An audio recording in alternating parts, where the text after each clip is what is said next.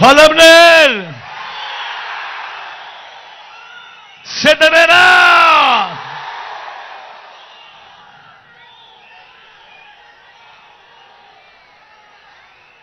దేవుడి దయతో మంటు టెండలో ఒక చక్కటి వర్షం పడింది. మీ చక్కటి చిరునవ్వులతో పాటు ఈ వర్షం కూడా దేవుడి దగ్గర నుంచి ఒక ఆశీస్సుగా కూడా భావిస్తా ఉన్నాం. మీ అందరి ప్రేమానురాగాలు, ఆప్యాయతలు, ఆత్మీయతల మధ్య మీ బిడ్డ ఇక్కడికి వచ్చిన నా ప్రతి అక్కకు, నా ప్రతి చెల్లెమ్మకు, నా ప్రతి అవ్వకు, నా ప్రతి తాతకు, నా ప్రతి సోదరుడికి, నా ప్రతి స్నేహితుడికి,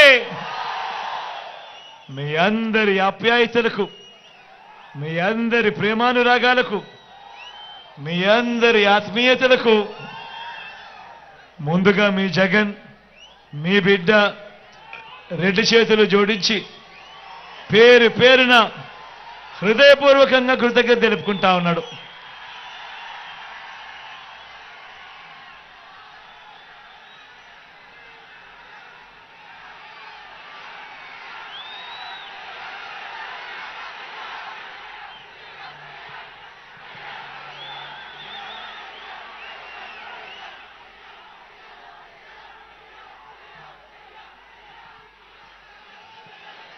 మరో 9 రోజుల్లో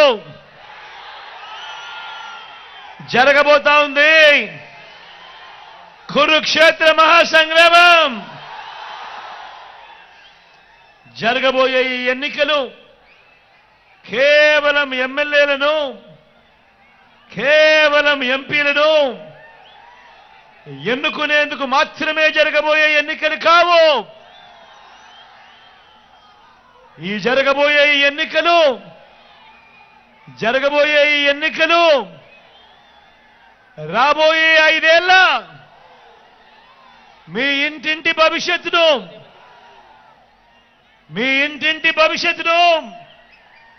పథకాల కొనసాగింపును నిర్ణయించబోయే ఎన్నికలు. ఈ ఎన్నికలు జగన్కు ఓటు వేస్తే పథకాలన్నీ కొనసాగింపు, ఇంటింటి అభివృద్ధి. అదే పొరపాటున చంద్రబాబుకు ఓటు వేస్తే పథకాలన్నీ ముగింపు, మళ్ళీ మోసపోవటం. ఇదే చంద్రబాబు గత చరిత్ర చెప్పిన సత్యం.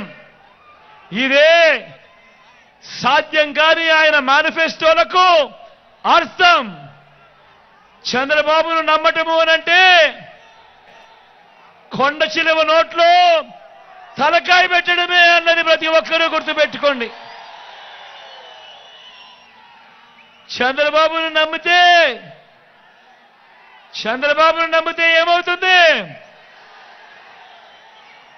మళ్ళీ చంద్రముఖి నిద్రలేస్తుంది.